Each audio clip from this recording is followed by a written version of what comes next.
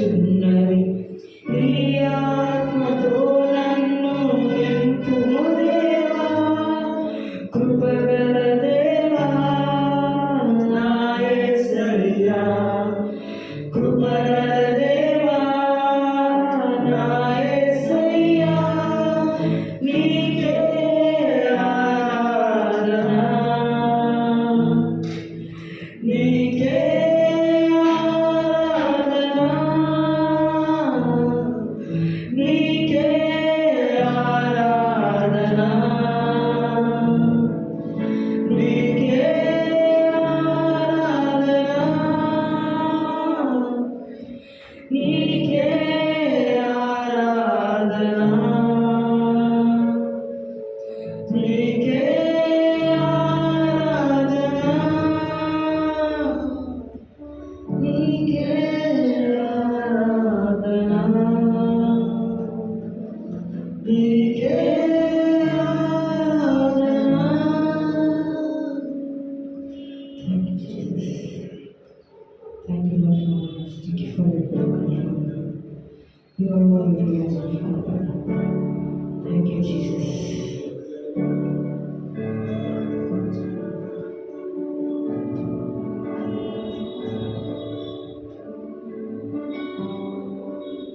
Hallelujah, Father.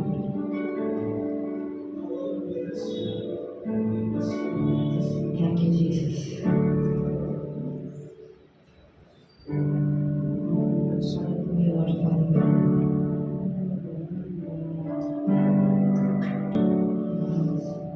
Thank you. ఆశీనుడవైన నా దేవా, అత్యంత ప్రేమా స్వరూపిణి నీవు, ఆరాధింతును నిన్నే. అందరూ లేచిన వాళ్ళమని కొద్ది నిమిషాలు దేవుని ఆరాధిస్తాం. సింహాసనముపై ఆసీనుడవైన నా దేవా, అత్యంత ప్రేమా స్వరూపిణి నీవే,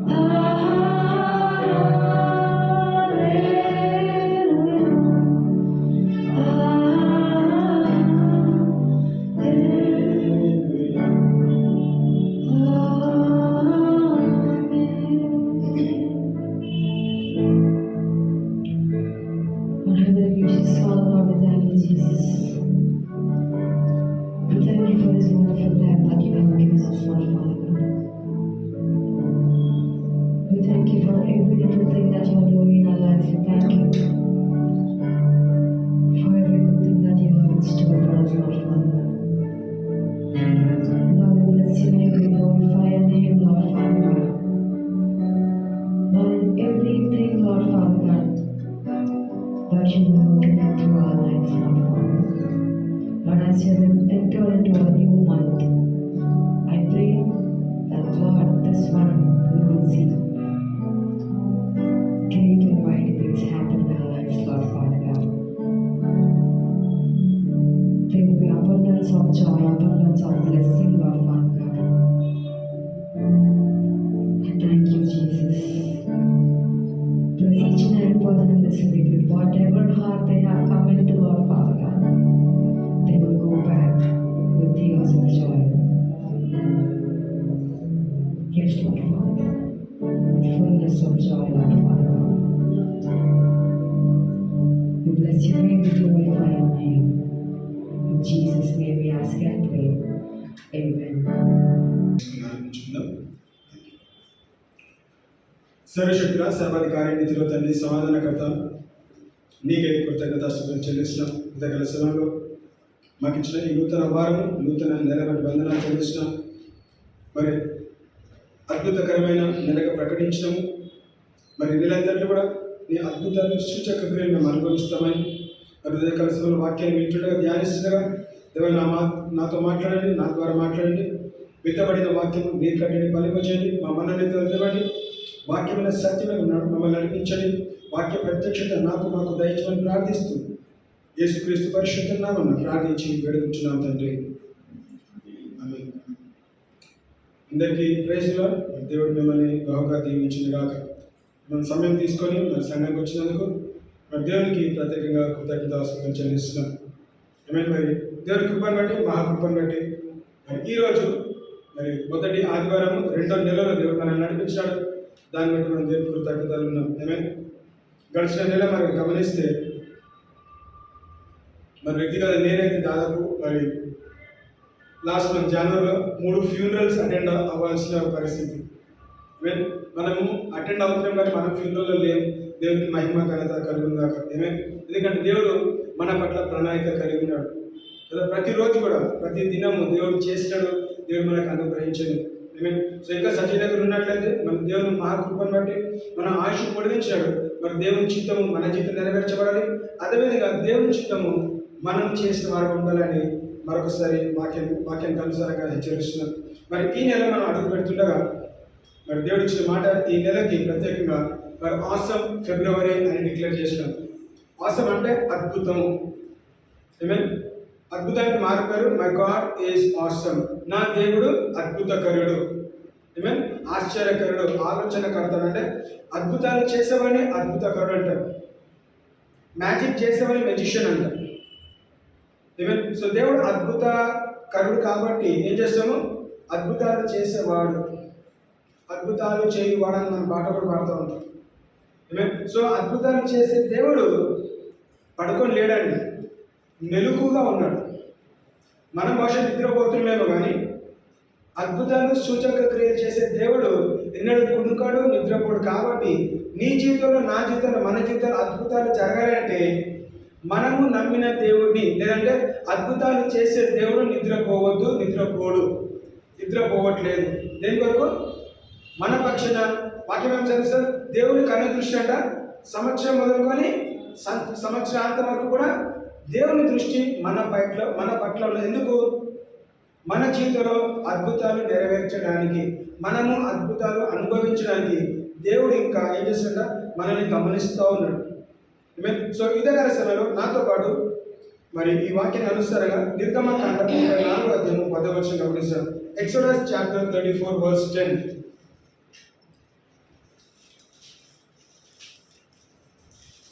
Exodus chapter 34 verse 10. అందుకు ఆయన, ఇదిగో నేను ఒక నిబంధన చేయుచున్నాను. భూమి మీద ఎవడైనను ఏ జనంలోనైనను చేయబడని అద్భుతములు మీ ప్రజలందరి ఎదుట చేసేదను. నీవు ఏ ప్రజల నడుమనున్నావో ఆ ప్రజలందరూ ఎక్కువ కార్యము చూచెదరు. నేను మీ ఎడల చేయబోతున్నది భయంకరమైనది. Hallelujah. చూడండి. And he said, behold, I make a covenant before all thy people. I will do marvels such as have not been done in all the earth, nor in any nation, and all the people among which thou art shall see the work of the Lord, for it is an awesome thing that I will do with thee. Amen. ఒక వర్షన్లో awesome ఉంది, ఇంకొక version terrible అని ఉన్నది. భయంకరమైనది. భయంకరమైనది కానీ మనము నెగిటివ్గా చూస్తాం, కానీ దేవుడి దృష్టిలో మంచి కార్యం. అదే వచనంలో కూడా అద్భుతం అనే మాట కూడా, అద్భుతములు అనే మాట కూడా దేవుడు అక్కడ వాడుతూ ఉన్నాడు. ఇక్కడ గమనిస్తే ఏమని సంభవిస్తున్నది, కొన్ని విషయాలు గమనించాలి. అద్భుతాలు చేస్తాడు, అద్భుత అనుభవించే నెలగా ప్రకటించినంత మాటకి అది మన జీవితంలో అద్భుతాలు జరగవండి. అద్భుతాలు జరగాలంటే మనము కొన్ని క్రియలు ఖచ్చితంగా చేయాలి. అంటే దేవుని దగ్గర నుంచి మనం ఏది పొందుకోవాలనుకున్నా కానీ కాళ్ళ కాలేసుకొని సోఫా సెట్లో కూర్చుని ఏది జరగదు కదా. బ్లెస్సింగ్ అనేది రావాలి, ఆశించబడాలి, అద్భుతాలు జరగాలి, సూచక్రియలు జరగాలి, ఘనమైన కార్యం జరగాలి, భయంకరమైన కార్యం మన జీవితం జరగాలంటే మనం ఏం చేయాలో నేర్చుకుందాం. ఏమే ఆ 34 గమనిస్తే ఫస్ట్ థింగ్ గమనిస్తే, and he said, behold, I make a covenant. ఏం చేస్తున్నాడు, నేను మీతో నిబంధన చేస్తా అంటున్నాడు. మొట్టమొదటిగా దేవుడు చేసిన నిబంధన చేసి తర్వాత వాగ్దానం ఇచ్చినాడు. సో అబ్రాహాం జీవితంలో వాగ్దానం నెరవేర్చబడాలంటే సాధారణ పని కాదు, అది నిబంధన చేయాలి, కవనెంట్. అందుకే ఏమన్నాడు, behold I make a covenant. ఆ కవనెంట్ రెన్యూ చేస్తున్నాడు. అనేక దానికన్నా ముందు అధ్యాయాలు గమనిస్తే, లేదా ఆది కాండం గమనిస్తే దేవుడు నిబంధన చేసినట్టు మాట్లాడుతున్నప్పుడు చూస్తాం. సో అదే నిబంధన ఇక్కడ వాక్యం sense, I will make a covenant before all the people, I will do Marvel's. అనేక జనముల మధ్యలో, మీరు ఎక్కడైతే నివాస స్థలంలో ఉన్నారో, మీరు ఎక్కడైతే నివసిస్తున్నారో వాళ్ళ మధ్యలో అద్భుతాలు జరగాలంటే నువ్వు యెరూషలేముకి పోవాల్సిన అవసరం లేదండి, ఇశ్రాయేలు పట్టణానికి పోవాల్సిన అవసరం లేదు. యేసుక్రీస్తు నడిచిన అడుగుజాడలో లేదంటే అక్కడ నడిచిన కొండ ప్రాంతాల్లో నువ్వు కష్టపడి నడవాల్సిన అవసరం లేదు. యోర్దాను నదిలో పోయి బాప్తిజం తీసుకోవాల్సిన అవసరం లేదు. వాక్యం ఏమిటి, నువ్వు ఎక్కడైతే ఉన్నావో, హైదరాబాద్ ఉన్నావు, మల్కాజ్గిరిలో ఉన్నావు, నువ్వు ఏ ప్రాంతంలో ఉన్నావు ఆ ప్రాంతము ఆ జనుల మధ్యలో ఏం చేస్తారంట, ఐ విల్ డూ మార్వెల్స్. అంటే ఏంటిది, భూమి మీద ఎక్కడనైనా ఏ జనములోనైనాను చేయబడని అద్భుతములు నీ ప్రజలందరి ఎదుట చేసేదను. నీ ప్రజలంటే నీ చుట్టుపక్కల ఉన్న బంధువులు, మిత్రులు, స్నేహితులు, కొలీగ్స్, కాలేజ్ మేట్స్ అందరి మధ్యలో దేవుడు ఏం చేస్తాడు, అద్భుతాలు చేస్తూ ఉంటాడు. సో అద్భుతాలు చేయాలంటే నువ్వు నిబంధనలు ఉండాలి. నిబంధనలు ఉండాలంటే యేసుక్రీస్తును సొంత రక్షకుడిగా అంగీకరించాలి. నువ్వు ఎప్పుడైతే రక్షణ అనుభవంలోకి వస్తావో, అంటే రక్షణ అనుభవంలో వచ్చినప్పుడు నువ్వు దేవునితో నిత్య నిబంధన చేసిన వాడిగా ఉంటున్నావు. సో నిబంధన వచ్చిన తర్వాత నిబంధన చేసిన వారికి అండి ఇది, ఈ వాక్యం ఏమో గమనిస్తే ఇశ్రాయేలు ప్రజలతో దేవుడు మాట్లాడుతున్నాడు. సో ఇశ్రాయేలు ప్రజలతో దేవుడు మాట్లాడుతున్నప్పుడు చుట్టుపక్కల చాలామంది ఉన్నారు. ఎవరున్నారు గమనిస్తాం, చుట్టుపక్కల అనేక జనాలు ఉన్నారు. వాళ్ళ మధ్యలో ఇశ్రాయేలు ప్రజలు ఉన్నారు. ఇశ్రాయేలు ప్రజలతో మాత్రమే దేవుడు నిబంధన చేస్తారు. ఎందుకు, దేవుడు ఏర్పరచుకున్న జనాంగం కాబట్టి. Because God has chosen Israel. దేవుడు ఇతరులను ఎందుకు ఏర్పాటు చేసుకోలేదు, ఎందుకు ఎన్నుకోలేదో మనకు అనవసరం. దేవుడు అనుకుందాం, ఈరోజు నన్ను దేవుడు ఏర్పాటు చేసుకొని ఒక సంఘ కాపాడు లేదంటే రక్షణ అనుభవం నా జీవితం నెరవేరిస్తే, దేవ వాళ్ళ జీవితం ఎందుకు వాళ్ళు ఎందుకు రక్షింపబడలేదు, వాళ్ళు ఎందుకు ఇంకా అనుభవంలోకి రాలేదంటే తగిన సమయంలో దేవుడు వారికి అవకాశం ఇస్తాడు, వచ్చే మార్గం కూడా చూపిస్తాడు. నేను క్వశ్చన్ చేయడానికి లేదు. సో వాళ్ళు కూడా ఈ నిబంధనలోకి వస్తే వాళ్ళు ఆశ్రయించబడతారు. సో ఇశ్రాయేలు ప్రజలు ఒక్కలే కాదు, ఇశ్రాయేలు ప్రజల్ని నమ్మిన దేవుణ్ణి వాళ్ళు కూడా ఆశ్రయించి, వాళ్ళు ఎవరైతే ఇశ్రాయేలు ప్రజలతో పాటు మేము వస్తామన్నారు. ఎగ్జాంపుల్, ఐగుప్తు దేశం నుంచి ఇశ్రాయేలు ప్రజలు బయటకు నడుపుతూ గమనించడం. బయటికి వచ్చినప్పుడు ఎవరెవరు వచ్చినారు, ఇశ్రాయేలు ప్రజలతో పాటు అన్యులైన ఐగుప్తు దేశస్తులు చాలామంది వచ్చినారు. ఎందుకు, వాళ్ళు మంచి ఫ్రెండ్షిప్ చేస్తున్నారు, మా పొరుగు వారు, మా స్నేహితులు, మేము అందరం కలిసి పనిచేసామని కొంతమంది, అందుకే మిక్స్డ్ మల్టిట్యూడ్స్ అని ప్రాయపడ్డ వాక్యంలో అనేక మంది ఐగుప్తు దేశంలో నివాసులు కూడా వాళ్ళు ఇశ్రాయేలు ప్రజలు కాకపోయినా, even though they were not Israelites, Israel ప్రజలు కాకపోయినా కానీ ఐగుప్తు దేశం నుంచి ఎవరైతే బయటకు వచ్చినారో ప్రతి ఒక్కరు అనుభవించినారు. ఏమనుభవించినారు? ఎడారిలో మన్నా తిన్నారు, ఎడారిలో మాంసం తిన్నారు, ఎడారిలో నీళ్లు అనుభవించినారు, ఎడారిలో నీళ్లు తాగినారు, ఎడారిలో మేఘము వాళ్ళపైన ఉన్నదండి. అగ్నిస్తంభం ఎవరికి ఉన్నది? ఇశ్రాయేలు ప్రజలకు ఉన్నది. ఇశ్రాయేలు ప్రజల్ని వెంబడించి వాళ్ళని ఆశ్రయించి వాళ్ళతో పాటు వచ్చిన ఐగుప్తు వాళ్ళకు కూడా వాళ్ళు అనుభవం. అంటే ఏంటిది? దేవుడు పక్షవాది కాదు. నువ్వు నా వైపు వస్తే నువ్వు ఎవరో చూడట్లేదు. దేవుడు నిజంగా దేవుడికి శక్తి ఉన్నది. అక్కడ కూడా సపరేట్ చేయవచ్చు. ఇశ్రాయేలు ప్రజలందరూ మీరు ఒకవైపు రండి, ఎందుకంటే మీరు సున్నతి చేయబడ్డవారు, మీరు ఏర్పరచిన జనం కాబట్టి మీతో పాటు వచ్చిన ఎవరైతే స్నేహితులు వచ్చినారో ఐగుప్తు నుంచి కొంతమంది మీరు తెచ్చుకున్నారు, వాళ్ళందరినీ ఒకవైపు చేయండి, వాళ్ళకి సపరేట్ ప్లేసింగ్, మీకు సపరేట్ ప్లేసింగ్ అని చెప్పట్లేదు. అందరినీ కూడా ఈక్వల్గానే చూసినాడు. సో ఉదయకాల సమయంలో మనం నమ్మాల్సిందంటే, దేవా మరొకసారి నువ్వు నాతో చేసిన నిబంధనని గుర్తు చేసుకుందాం. మనం క్రొత్త నిబంధనలు ఉన్నాం. ఎవర్ లాస్టింగ్ కవెనెంట్ గురించి మాట్లాడుతున్నాం. నిబంధన అంటే ఏంటిది? నిబంధన ఒక మనిషి చనిపోయినప్పుడు అది విరగొట్టబడుతుంది, దానికి ముగింపు అన్నమాట. అందుకే వివాహం జరిగినప్పుడు మరి ఏం చేస్తాము? వివాహ నిబంధనల కోసం you're making a covenant in marriage అంటారు. సో ఎప్పుడు ఆ మ్యారేజ్ బ్రేక్ అవుతుంది? ఎప్పుడైతే ఒక వ్యక్తి చనిపోతాడో అప్పుడు బ్రేక్ అవుతుంది. సో గమనిస్తే పాత నిబంధన అంటారు. సో పాత నిబంధన, కొత్త నిబంధన ఏంటిది? పాత నిబంధన ముగించినప్పుడు ఎప్పుడు ముగించబడ్డది? కల్వరి శిలువలో ముగించబడినప్పుడు. క్రొత్త నిబంధన మరొకసారి ఏం చేశాడు? తిరిగి లేచినప్పుడు రిజరెక్షన్, మళ్ళీ తిరిగి లేచినప్పుడు క్రొత్త నిబంధన ఆరంభమైంది. అరే దేవుడు అపవాదం ఏమనుకున్నాడు? దేవుడు మానవులతో నిబంధన చేశాడు కాబట్టి యేసుక్రీస్తుని హతమారుస్తే, యేసుక్రీస్తుని చంపేస్తే, యేసుక్రీస్తుని దూరం చేస్తే నిబంధన ముగించిపోతుంది. సో నిబంధన ముగించిపోతే నిబంధనలో చేసిన ప్రతి వాగ్దానం మన జీవితంగా నెరవేర్చబడదు. సో వాక్యం మన జీవితం నెరవేర్చబడాలి, వాగ్దానం నెరవేర్చబడాలంటే నిబంధన కంటిన్యూ కావాలి.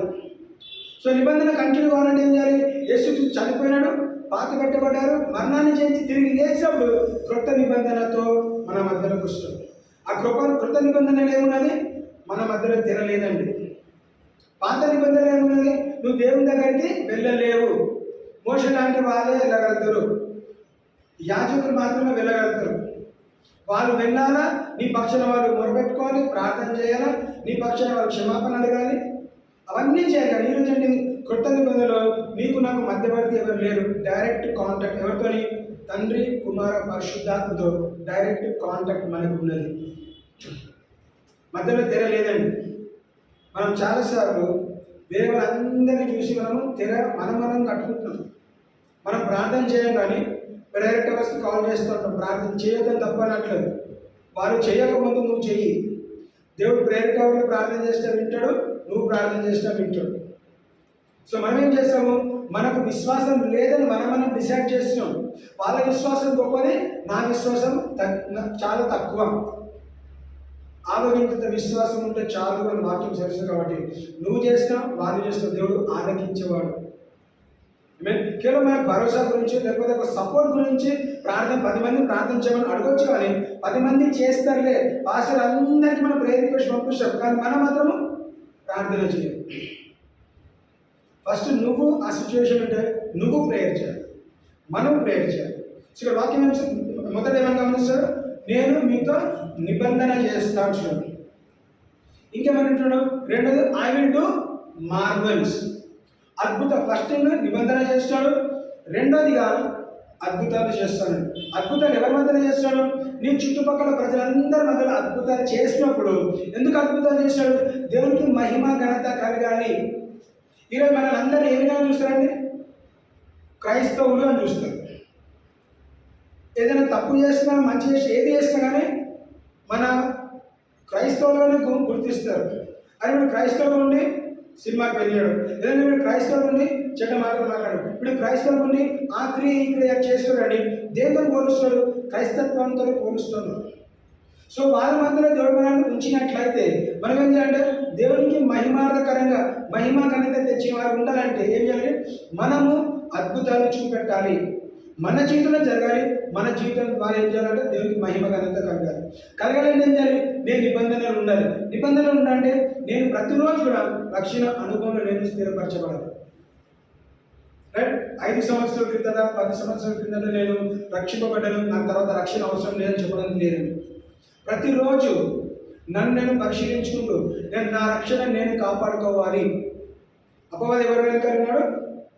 దొంగతనం చేయడానికి, నాశనం చేయడానికి, నరహత్య చేయడానికి. అంటే ఏం దొంగతనం చేస్తాడు? నీలో ఉన్న రక్షణ అనే ఉచిత బహుమానం దొంగలించడానికి మన పక్షాన మన వెంటనే ఉన్నాడు.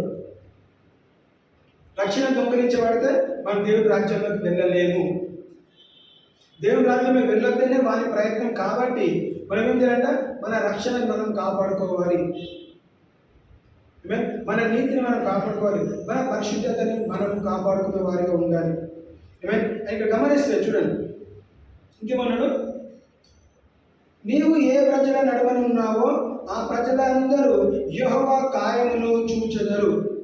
నేను నీ ఎడల చేయబోవుది భయంకరమైనది. ఎవరు చూసారంట? ఎవరి మధ్యలో నువ్వు ఉన్నావో వాళ్ళు మాత్రమే చూస్తారు. అమెరికాలో ఉన్న వాళ్ళకి నువ్వు నేను ఏం చేస్తావు ఎవరికి ఏం తెలియదండి. మనల్ని ఎవరు గమనిస్తారు? ఆఫీస్లో వాళ్ళు మనల్ని గమనిస్తారు, స్కూల్ కాలేజ్లో వాళ్ళు మనల్ని గమనిస్తూ ఉంటారు, మనము ఉద్యోగం చేసే వాళ్ళు గమనిస్తూ ఉంటారు, మన నైబర్స్ మన చుట్టుపక్కల పొరుగు వారు మనల్ని గమనిస్తూ ఉన్నారు. ఎందుకు గమనిస్తున్నారు? వీళ్ళు క్రైస్తవులు, విశ్వాసులు, వీళ్ళ జీవితంలో ఏం జరుగుతుందో చూస్తాము. వీళ్ళు ఏ విధంగా మాట్లాడతారు, వీళ్ళు ఏ విధంగా వెళ్తున్నారు వస్తున్నారు, రాకపోకలు గమనిస్తూ ఉంటారు. మనతో గొడవ పడినా కానీ మనం ఎందుకు గమని ఉండాలి? వాక్యాన్ని బట్టి దేవుని సన్నిధిలోకి వెళ్ళండి, ప్రార్థన చేస్తాం. దేవా, ఇతరుల ద్వారా నాకు కష్టం కలుగుతున్నది, నాకు మేలు కలుగుతుందాక, నాకు సమాధానం కలుగుతుందాక. నీ పొరుగువారిని ప్రేమించున్నారు, నేను ప్రేమిస్తాను, వారి కొరకు నేను ప్రార్థన చేస్తున్నాను.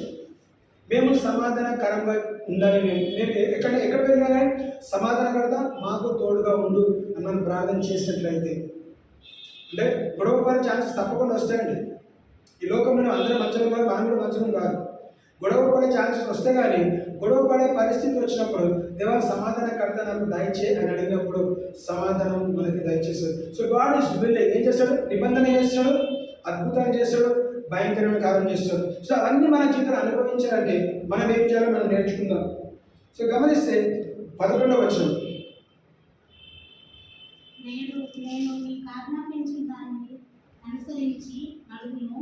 ఇదిగో నేను అమోరీలను, కనానీయులను, హిత్తీయులను, పెరిజీయులను, హివ్వీయులను, యెబూసీయులను నీ ఎదుట నుండి వెళ్ళగొట్టేది. చాలు. ఏమని చూడండి, ఫస్ట్ మాట గమనించాలి. నేను నీకు ఆజ్ఞాపించిన దాన్ని నన్ను అనుసరించి నడువుము. అంటే నేను మీకు ఇచ్చిన హెచ్చరికల్ని, నేను మీకు ఇచ్చిన ఆజ్ఞలని మీరేం చేయాలంట? విని దాని ప్రకారం నడుచుకున్నట్లయితే, ప్రతి హెచ్చరికని అది చిన్నది ఉండొచ్చు, పెద్దది కూడా ఉండొచ్చు. కమాండ్స్ అనేది స్మాల్ కమాండ్, బిగ్గర్ కమాండ్ అంటే కాదు. నేను నీకు ఇచ్చిన ఆజ్ఞలని కదా,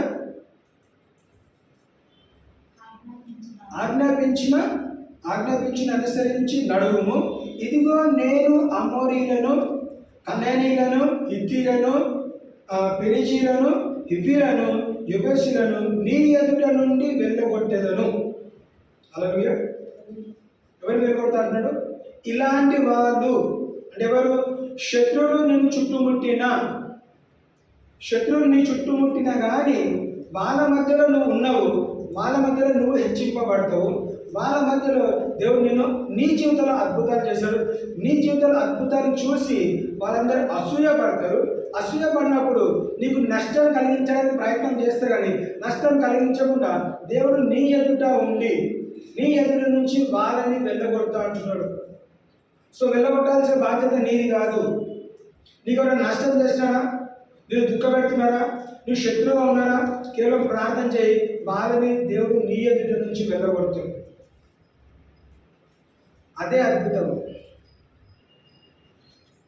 కొన్నిసార్లు నాకు కాల్స్ చేస్తుంటారు, లేదంటే ప్రేయర్ రిక్వెస్ట్ చేస్తారు. బాస్తో నేను తట్టుకోలేకపోతున్నాను, లేదా మేనేజర్ నన్ను విసిగిస్తున్నారు కదా, అనేక శ్రమల గుండా వెళ్తున్నాను, నేను ఇంకా చేయలేకపోతున్నాను, ప్రెషర్ తట్టుకోలేకపోతున్నాను. సో అలాంటి ప్రాంతంలోనే ఆ ప్రెషర్ తట్టుకుంటూ మనం అక్కడ నిలబడి అక్కడ ఉండి ఉద్యోగం క్యాన్సిల్ చేయకుండా మానేయకుండా రిజైన్ చేయకుండా అక్కడ ఉండి ప్రార్థన చేసి నువ్వు గెలిచి నీ మేనేజర్ అక్కడి నుంచి వెళ్ళగొట్టబడాలి. సో అదే దేవుడు నీ పట్ల చేసే గొప్ప కార్యం. వాడు శ్రమ కూడా వెళ్తున్నావు, కష్టం కూడా వెళ్తున్నావు, వాడు ప్రతిరోజు విసిగిస్తూనే ఉన్నాడు. అయినను నా బాధ్యత ఏంటిది? కొన్ని సంవత్సరాలు జరిగిండొచ్చు, కొంతకాలం జరిగించవచ్చు. అయినా దేవా నాకు తెలుసు ఒకరోజు కాకపోతే ఒకరోజు మేనేజర్ నుంచి నీ ప్రాంతం నుంచి వెళ్ళకూడదు. నేను నీ బిడ్డగా నువ్వు నా పక్షాన విజయం దయచే. వాడు విసిగిస్తాడు కాబట్టి నేను ఉద్యోగం మానేయొద్దు. ఉద్యోగం మానేస్తే వేరే దగ్గర వెళ్తాడు. ఆ మేనేజర్ కూడా అట్లనే ఉండొచ్చు కదా, దేర్ ఇస్ నో గ్యారంటీ. ఆ క్రొత్త స్థలంలో, క్రొత్త ప్రాంతంలో, క్రొత్త ఉద్యోగంలో ఆ మేనేజర్ని విసిగించడానికి ఏం గ్యారంటీ? శత్రువు ఎక్కడ ఉంటాడు, అక్కడ కూడా మరి ఇదే పరిస్థితి. నువ్వు మరి అక్కడ కూడా రిజైన్ చేస్తావా? రిజైన్ చేయాల్సింది నువ్వు కాదు. ఎవరు రిజైన్ చేయాలా? The enemy has to resign from your life. Amen? ఎవరు వెళ్ళగొట్టబడాలి? నువ్వు వెళ్ళగొట్టబడదండి. దేవుని బిడ్డలుగా నువ్వు ఎక్కడ నిలబడ్డావో నువ్వు నిలకడగా ఉండు. ఐగుప్తు దేశం నుంచి రథాలు గుర్రాలు అన్నీ వేసుకొని వచ్చి ఇశ్రాయేలును వెంబడించినప్పుడు వాక్యం సరిస్తారు, స్టాండ్ స్టిల్. మీరు నిలకడగా ఉండండి. మీరు ఓడిపోయేవారు కాదు. You don't go back to Egypt. తప్పైపోయింది సార్, మమ్మల్ని క్షమించండి, అనవసరం ప్రార్థన చేస్తే మనం వచ్చాము, ఐగుప్తులు ఉండడం బెటర్ కాబట్టి మేము మళ్ళీ ఐగుప్తులు వస్తే మీరు మమ్మల్ని చంపకండి, ఎడారో చంపకండి అడగట్లేదు. మీరు కేవలం నిలకడగా ఉండు. ఏం చేయాలంట? నిలకడగా ఉండినప్పుడు యెహోవా మీ చేతిలో తెచ్చే రక్షణ కార్యాన్ని మీరు అనుభవిస్తారు. That is a marvel thing. అది అద్భుతం. ఎప్పుడైతే వాళ్ళు నిలకడగా ఉన్నారో, ఎప్పుడైతే దేవుడికి అవకాశం ఇచ్చినారో, వాళ్ళందరూ నోరు మూసుకున్నారో, దేవుడు అద్భుతం చేసి చూపెట్టినాడు. ఆ రోజు దేవుడు చేస్తే మన యొక్క జీవితాంతం ఎర్ర సముద్రము చీల్చడం కాదండి. మన ముందు ఎర్ర సముద్రం ఉంది. ఎర్ర సముద్రం చీల్చడానికి నీకు నాకు ఏమి ఇచ్చినట్ట? ఆ రోజు మోషే చేతిలో కర్రని చాపాడు. ఈరోజు దేవుని వాక్యం మనం చాపాలి. దేవుని వాక్యం అనేది ఏంటంటే రెండంచుల గల ఖడ్గము. నువ్వు ఆ ఖడ్గాన్ని, నీ చేతిలో ఉన్న ఆయుధాన్ని నువ్వు వాడినట్లయితే నీ ముందున్న ఎర్ర సముద్రము చీల్చబడుతుంది, నీ ముందున్న ఎరుకో కూడా కూల్చబడుతుంది. అది జరగాలంటే దేవుడు నీకు నాకు ఆయుధం ఇచ్చినాడు, వెపన్ ఇచ్చినాడు. అందుకే మోషే ఏమన్నాడు? నువ్వు నాకెందుకు మొరపెట్టుకుంటావు? నువ్వు నా దగ్గర ఎందుకు విలాపిస్తున్నావు? నీ చేతిలో ఏమున్నది? నీ చేతిలో ఏమున్నది? ఆ చేతున్న కర్రను నువ్వు కేవలం ఏం చేయాలంట? సముద్రం వైపు చాపు. నేను చేయాల్సింది చాపాలి, దేవుడు చేయాల్సింది చీల్చుతాడు. మార్గం లేని చోట మార్గం స్థానం చేసేవాడు ఆయన మాత్రమే. సో దేవుడు ఏమన్నాడు? ఫస్ట్ నిబంధన చేస్తా, తర్వాత రెండోది ఏమన్నాడు? మీకు అద్భుతాలు చేస్తాను. అద్భుతాలు చేయడం మనకి ఇచ్చిన హెచ్చరిక ఏంటిది? Obey my commandments. అది ఏమైనా కానీ, ఆ కమాండ్మెంట్ ఏదైనా కానీ, కష్టమో నష్టమో ఏదైనా కానీ, శ్రమ అయినా కానీ, you just obey my commandments. మీరు నా ఆజ్ఞలను గైకొడినట్లయితే నేను మీకు ఆజ్ఞాపించిన ప్రతిదీ కూడా మీ జీవితంలో నెరవేరుస్తా. మీ ఎదుట నుంచి ఏ శత్రువు అయితే నీ ఎదుటున్నాడో వాడు వెళ్ళగొట్టబడాలి. చాలాసార్లు మనం ఇల్లు ఖాళీ చేస్తుంటాం. మా పక్కనాడు నన్ను సతాయిస్తున్నాడు, ఓనర్ సతాయిస్తున్నాడు కాబట్టి ఏం చేస్తాము? ఒక ఇంటి నుంచి ఇంకొక ఇంటికి వెళ్తూ ఉంటామండి. మనం నిలబడాలి. ఎందుకు? నీలో ఉన్నవాడు లోకంలో ఉన్నవాడి కన్నా గొప్పవాడు. అది వాక్యంలో రాయబడ్డది. నువ్వు నమ్మితే నీ జీవితం నెరవేర్చబడుతుంది. నేను వెళ్ళిపోదు, వాడు వెళ్ళిపోవాలి. ఎందుకు? మనం యథార్థం ఉంటే దేవుడు యథార్థుల పక్షాన నిలబడతాడు. God will stand for the righteous, not against the righteous. నువ్వు నీతిమంతుడు ఉన్నావా దేవుని దృష్టిలో? నువ్వు యథార్థం ఉన్న దేవుని దృష్టిలో దేవుడు నీకు నాకు మన కొరకు నిలబడతాడు. అది ఎంత పెద్ద సమస్యన దేవుడు పరిష్కారం ఇచ్చేవాడు. God will give an answer in your life. అది మన దృష్టిలో, మన చేతిలో ఇంపాసిబుల్, కానీ దేవుడు దాన్ని పాసిబుల్ చేసేవాడు. ఏదైతే మనుషులకు అసాధ్యమో దేవునికి సమస్తం సాధ్యం. సో మనం ఎప్పుడైతే దేవునికి సమస్తం సాధ్యమని నమ్ముతున్నామో దేవుని చేతులకు అప్పగించాలి. అందుకే caste your burden upon me, నీ భారము యెహోవాపైనే వేయుడి అని వాక్యంలో రాయబడ్డది. ఎవరు రాస్తున్నారు? పౌలు రాస్తారు లేదా పేతురు రాస్తారు. ఎందుకు రాస్తారు? వాళ్ళు అనుభవించినారు. వాళ్ళ భారం యెహోవాపైనే వేసినప్పుడు ఏంటంటే యెహోవా కాడిని మోయగలరు, వాళ్ళకి విశ్రాంతి దొరికింది. They had rest. సో మనకి విశ్రాంతి కావాలంటే ఆజ్ఞని కైకొనినట్లయితే అద్భుతాలు ఇక్కడ కూడిన ప్రతి ఒక్కరు కూడా అనుభవిస్తాం. ఈ వాక్యం వినే ప్రతి ఒక్కరు కూడా అద్భుతం మనము అనుభవిస్తాం. We will experience marvel things. We will experience awesome things in our life. ఎప్పుడంటే ఎప్పుడో కాదు, మనం ఈ నెల ప్రకటించాము 28వ తారీఖు లోపల, ఫిబ్రవరి 28వ తారీఖు లోపల ప్రతి ఒక్కరు కూడా అద్భుతము మన జీవితంలో కలగాలి. ఎందుకు? ఎంతైనా నమ్మదగిన వాడు. అది దేనికి కనెక్టెడ్ ఉన్నది? Because my God is faithful. Because His faithfulness, because of His faithfulness, His mercies are new every morning. ఆయన కృప నిరంతరం ఉండును, ఆయన కనికరం కృతగా పుట్టుచున్నది, వాత్సల్యత నూతనంగా పుట్టుచున్నది. ఎంతైనా నమ్మదగిన